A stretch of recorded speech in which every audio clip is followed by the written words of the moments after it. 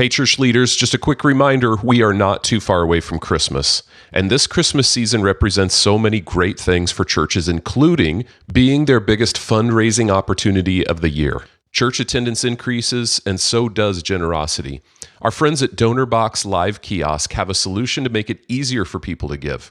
Fewer people are carrying and giving cash, and that's not a problem with Live Kiosk, as people can tap, swipe, or use their phone to donate instantly. You can automatically capture their contact information so you can send tax receipts and even set up recurring gifts. Join over 100,000 organizations that are raising literally billions of dollars right now with DonorBox. Try Live Kiosk free at donorbox.org/unstuckpodcast.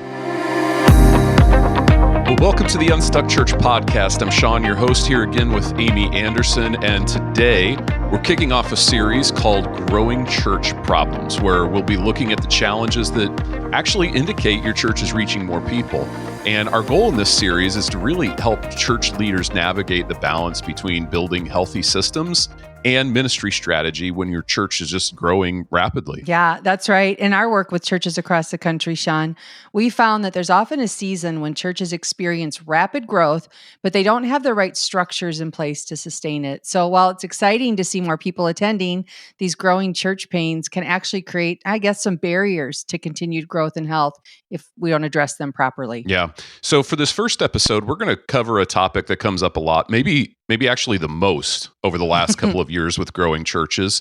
And it's the question, how do we make the best decisions about space and service times? Yeah, exactly. And, this tension starts to develop around the fact that we just can't fit all the people in anymore. And if you're having these problems, let me just congratulate you. This is one of the key tensions to manage, to borrow from Andy Stanley's phrase, that every growing church will continuously face. Yeah. So when you get to these seasons of momentum, growth is exciting until it creates problems that you've never had to solve before. And one of the most common growing church problems we encounter is space constraints. So, Amy, what are some of the common signs that a church can just kind of identify that they're starting to outgrow their current space? Yeah, well, when a church starts growing, there's several indicators that space is becoming an issue. This isn't rocket science, but the most obvious one is when your services are consistently reaching that 80% capacity or higher. And I've had lots of conversations over the past few years, like post-COVID, should it really be more like 60%, 70%? I sense we're back to that 80% capacity rule. And at that point, even though you technically have seats available, it becomes difficult for families to find seats together. Yeah. Another sign, and I've had this with lots of churches this year, is when your parking lot fills up before services start. This just creates a poor first impression for your guests because often they're not the ones coming early. Another, you might also notice like a plateau in attendance, even though you're seeing a lot of new people. This often means people aren't coming. Well, they're coming once, but not returning because it felt too crowded. Also, when kids' rooms start hitting maximum capacity, that's obviously an indicator that space is an issue. And really, it goes back to the three lids that we've talked about for years. You have your lid in your auditorium, a lid in your parking lot, and a lid in your kids' space. So those are the headline issues that say we are running out of room. I know a lot of church leaders struggle with the timing of making these decisions. They don't want to add services too early, but waiting too long can obviously really impact the growth that's happening. Right. I've seen a number of churches add overflow space before adding services, just in an effort to not burn out staff and maybe not have to recruit more volunteers. So, Amy, what's at stake if a church waits too long to create more capacity? Yeah, I'm working with several churches right now that waited too long so it's fresh on my mind. But the stakes are actually quite high. When people, especially new people to your church, they can't find seats, they can't find parking, or have to wait in long lines to check their kids in, they just often don't come back. So churches that wait too long to address space constraints typically experience a growth plateau that honestly can last for years. And you just mentioned it. There's also the volunteer burnout factor. When spaces are maxed out, your teams get stressed trying to accommodate everyone. And, many churches end up rushing into building projects when they could have solved their problems with creative service time solutions. So that's a good synopsis of the problems that this Hmm. can create. And for a lot of church leaders in growing churches right now, they just said, "Well, yeah, duh. We've Duh. experienced all of those things, right?" So we want to be very practical on this podcast. Let's talk about potential solutions. Where would you start if you were coaching a church that's asking these questions? Yeah, let me just start by saying there are no silver bullets. If you want to make good decisions, you just have to get ahead of your growth problems. Mm, So, first solution is begin projecting out what size church will we be in 5 years? For instance, when I was in ministry full time, we just assumed 20% growth year over year. And we chose hmm, 20% because that's what we had been experiencing for many years. So, yeah, just by making a simple Excel sheet, which I love a good spreadsheet, yeah, that documents your current attendance, and then doing that math for us 20% year over year, and then comparing that to our seating capacity, we knew way ahead of time when we would start to hit mm, lids at specific service times in our kids space as well, and our parking. And that right. exercise gave us time, Sean. It just gave us time to build plans to open up more seats. And it also gave us a financial heads up when we were going to need to make a space investment. It helped us be proactive instead of reactive. And what we found is that people would choose to move out of optimal hours for a while if they knew another solution was coming, like an expansion project or a new Hmm. location. So that's why this pre planning helps, because you've got more of a story than just, hey, we have to add an 8 a.m. service, right? Right, But for right. our listeners, if it's too late for you, just recognize that you are choosing the best of bad options. And you might Hmm. just have to you might just have to do that for a while. All the easy ones are already taken, but I think we've got some good ideas for you guys to think through today. Okay, so just noting that planning ahead is what helps pastors really manage this tension most effectively. What about when you're facing just that urgent, immediate Hmm. need? What are some of the key factors churches need to consider when they're evaluating their service times? Yeah, there's several critical factors. Clearly, there are optimal service times, and then there's everything else. So, here are some handles as you evaluate your service time options. First, I think the 80% rule I just mentioned is crucial. When services are consistently more than 80% full, it's time to add services. Hmm. The second thing I'd say is before adding services, try shifting people first through intentional seating, with a great usher team, and regularly encouraging people to attend the less crowded services. We did this all the time. Trying to move people to Saturday night. We used Yeah. humor. We bribed people with food. We gave away t shirts. And we always anchored our messaging around our mission. At first, Saturday night for us was a non optimal time for people. But Hmm. years later, Sean, we couldn't open a new location of our church without Saturday night. And I'm Mm. not saying Saturday night is your move to our listeners. I know college Sure. football in the South makes it a non option for many churches. Or It's in just South Bend, by the or in way. South Bend.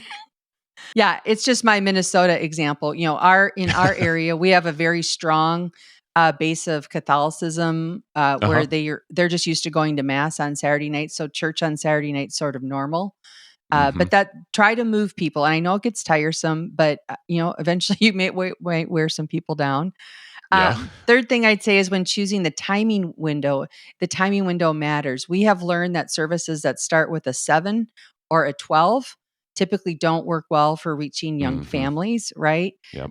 When services start with a 7 or a 12, it's often a difficult push uphill. Now, that's not always the case. Again, it depends on who your mission field is and where your church is. I'm going to give you an example of several churches who are doing this well. But if you're trying to reach young families, you just have to recognize those are hard times. And we all know this, but the tension with three services on Sunday is that everyone wants to go to the middle one. So, Right. Of course. whatever non optimal time we're trying to launch, we need to understand the concept of what I would call critical mass. We need to have enough people in the room to create energy and engagement. And this typically means probably at least a third of the seats need to be filled. And of course, more is better. Yeah. Yeah. What about the practical aspects of just adding services? A lot of churches struggle with volunteer capacity, concerns about maybe splitting the congregation. How should churches approach this? Yeah, the concerns about splitting up the congregation, those are usually smaller churches that they've Hmm. just had one service for so long. I think most of our listeners are probably past that, but here's how Yeah. I think they should approach that. about adding services. So this is where strategic planning becomes essential. Moving to multiple services, I think it actually creates opportunities rather than problems when it's done correctly. So Yeah. multiple services allow people to attend one service and serve at another, which actually expands your volunteer base, which is a huge win. Due to parking and space lids when churches are going to multiple services, just for those who still offer like Sunday school on Hmm. Sunday morning, I think you should consider in your planning moving those classes to weeknights, a different time frame, not the prime time on Sunday morning. Otherwise, they compete with the space that the weekend needs. I'm working with one church right now, and they've got a robust Sunday school on Sunday morning, but parking is one of their biggest challenges. So Yeah. they're wrestling with that. And I'd say the same thing about student ministries. If those are on Sunday morning, consider moving that primary student hour to off of Sunday morning. Let the students go to church, in big church, and then actually be a part of that serving team and move their primary programming. Those are just things that start to create some space as we're offering multiple services. Yeah, that's good. Amy, there's two other very common questions that we get. And I've heard, and for what it's worth, talking to hundreds of pastors across the country that reach out to us, the churches I'm actively working with, I've heard these questions over and over. And they are, how many services are too many on a Sunday? Mhm. And what are the best options for other days of the week other than Sunday to have a service? So Mhm. here's what I've seen.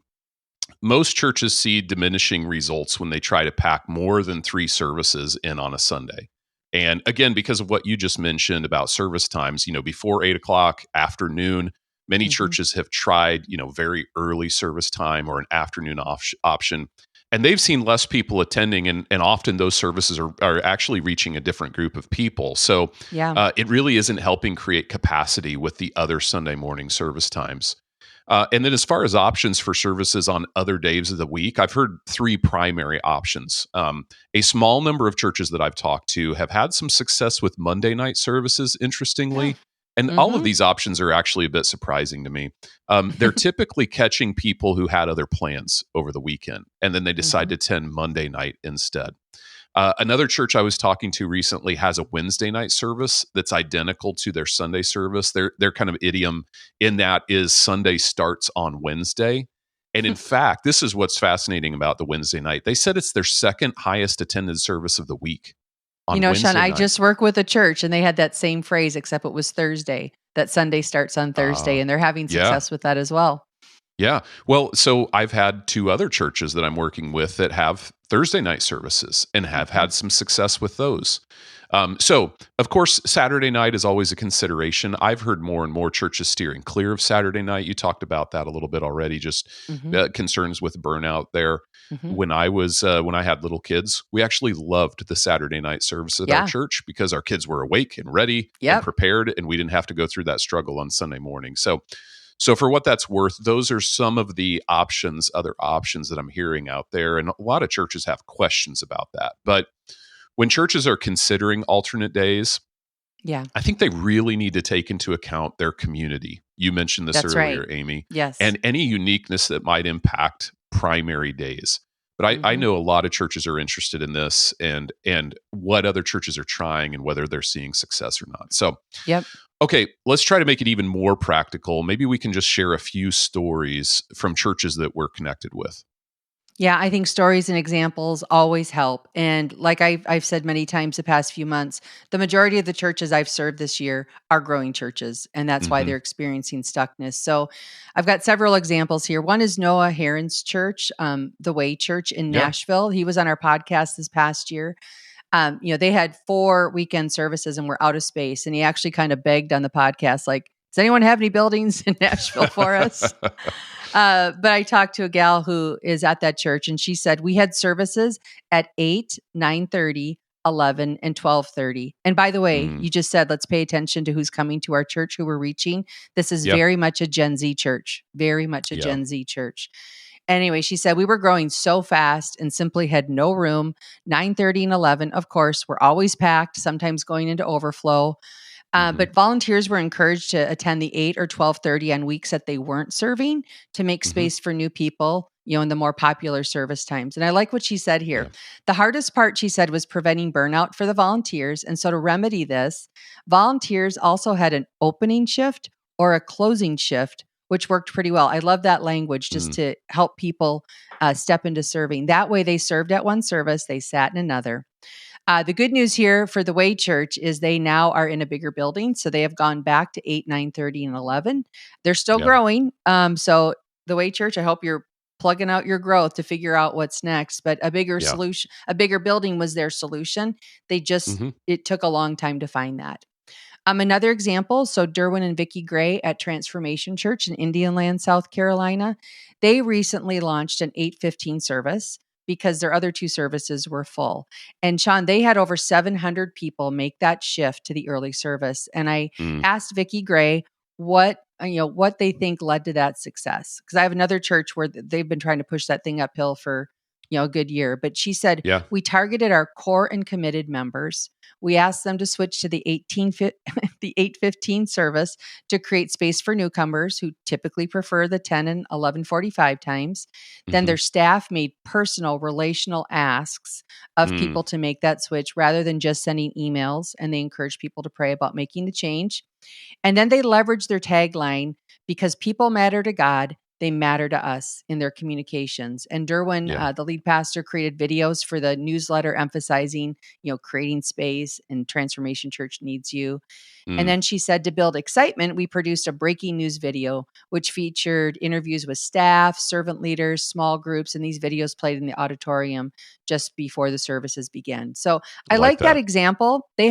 That's a huge success to move 700 people, but they didn't Mm-hmm. just try one strategy, one announcement. You could see that they were surrounding this and really casting vision around it. Here's another Yeah. one. Chris Allen, who's the executive pastor at Centerpoint Church in Orem, Utah, they've been running 3 services for some time at 9, 10:30, and noon. And they need a fourth service. They need a fourth Mm-hmm. service. Now, I should explain where God has placed their church. It's in the youngest city, in the youngest county, in the youngest state of the United States. Okay. Mm. So the average age is 26. A lot of college students live there. So, with that demographic in mind, they're actually launching a 1 p.m. service and then Mm. adjusting all the other 3 services by 30 minutes. So they're moving to 8:30, 10, 11:30, and 1. And by the way, that's smart to disrupt everyone's service time. So they have to choose where to go. And again, because of the young age, they just felt like, and they did a survey, uh, people would be more open to coming in the afternoon than coming in the Mm. early morning, just for the Mm-hmm. rhythms of that age group. Here's another Sure. one. Palm Valley Church in the Phoenix area, they were maxed out with 4 services on Sunday morning at one of their locations, and they were growing at nearly 30% year over year. So they knew they needed to make room. They said adding another campus is always an option, but adding a campus takes time they didn't Mm. have in the moment. And additionally, they just felt like they needed to fully maximize their current location. So after a season of prayer and a congregational survey, they discovered this strong openness to Saturday night services. And they created a sit one, serve one culture to shape the model. So in a sense, their 2 Saturday services, they function like a new campus, she said, giving people the Mm. chance to Yeah. worship in one, serve at the other. And they also staff it as a separate campus, just a mindset to prevent staff burnout. So they've got a different Sure. team leading that Saturday night service. And since launching this past Easter, they've averaged over 330 people each weekend. And she said it continues to grow. Amy St. Louis is their XP. She shared that they've learned that many people in their community were just waiting for a Saturday Mm. option, Yeah. especially those who work or have obligations on Sundays. And internally, they've seen this core group emerge that fully owns Saturday night as their campus. So they Mm-hmm. have 2 Saturday night services at 4 and 5:30, and 3 on Sunday at 8, 9:30, and 11. And one more, another large multi-site church in the Phoenix area made a bold move several years ago. They were in the same situation where Sunday was just full. So they launched Saturday night services, 2 of them at 3 and 4:30, and then made the decision to only teach live on Saturday Mm. night at that location.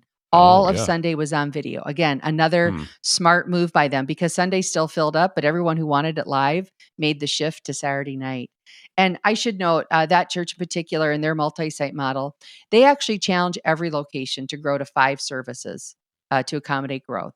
So their model is 3 and 4:30 on Saturday night and Mm-hmm. Sunday at 9, 10:30, and noon. So those are just some examples. We always say you can't go beyond 3, but these churches are doing it or they did it. Uh-huh. And again, if Uh-huh. you've got a longer term solution, people will adjust for a season. We actually ran 7 services before we got our new Yeah. construction built. So, you have to rally the body, but if it's a temporary shift and you've got a more long-term solution, people typically will move with you. Yeah. You know what I love about each of those examples you shared is they all made a decision in the best context of the community that they're doing That's ministry in. right. They looked at their mission That's right. field, they thought about what's going to serve them best, and then they made a decision in that context. So, we're sharing some overall trends and what we're seeing, but there may be some uniqueness in the community that you're in and you're serving that may Mhm. cause you to even work outside those trends, and those may be the Mhm. best thing for your church in the long run. Yep. Amy, for a church that's ready to make changes to their service times or maybe add services, what are just really practical kind of next steps they should take? Yeah, I think the first step always is to gather your data and analyze your Hmm. current situation. This helps you make decisions based on facts rather than feelings. So everything in our process is assessment first. So if you aren't doing it now, track your attendance percentages for each service over several months to find your trends and capacity issues. For services that are off optimal times, I also would challenge you to think through what capacity percentage would you call that a win? For example, would you say 50% capacity at 4:30 on a Saturday or 12 o'clock on a Sunday would be a win? I Hmm. don't think we can expect those services to get to the 80% mark. So let's be Yeah. realistic about how many people they're really going to accommodate. Second, we're usually completely against surveys here at the Unstuck group. But I Yep. think in this context, you can survey your congregation about preferred service times before making the changes. So, Centerpoint in Utah, they did this, as did Palm Valley Church that I just mentioned, and not so much as a democratic process, as much as just wanting people to feel like they have some buy in to different Hmm. service times. So, I think a survey can help out.